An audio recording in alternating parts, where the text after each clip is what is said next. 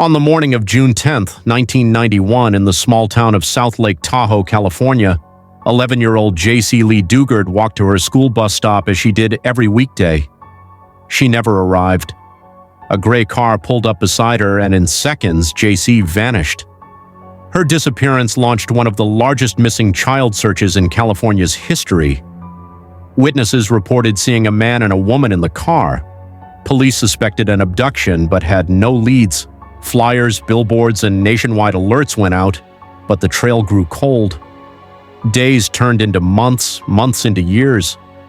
Jaycee's family held vigils, organized fundraisers, and refused to give up hope, but for nearly 2 decades there was no word, no sighting, and no closure. What no one knew was that Jaycee had been taken by Philip and Nancy Garrido, a married couple living in Antioch, California, less than 200 miles away. They held Jaycee captive in a backyard compound hidden behind high fences and tarps. For 18 long years, she lived in makeshift sheds and tents, isolated from the outside world. Jaycee was subjected to unimaginable abuse.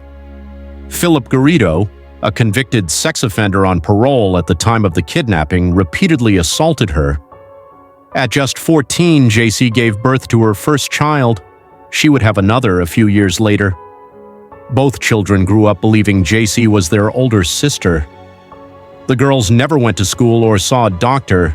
Their entire world was the backyard prison. Despite being under parole supervision, Garrido managed to conceal Jaycee.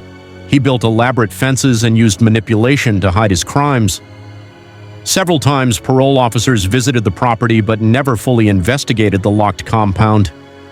Missed opportunities to rescue Jaycee haunted the case for years afterward.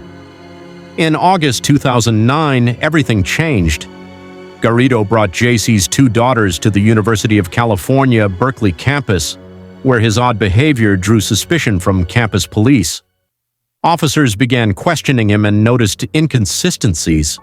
They called his parole officer, and within days, Jaycee's identity was revealed. After 18 years, she was finally free. The news stunned the nation. Jaycee returned to her family, now an adult woman with 2 children of her own.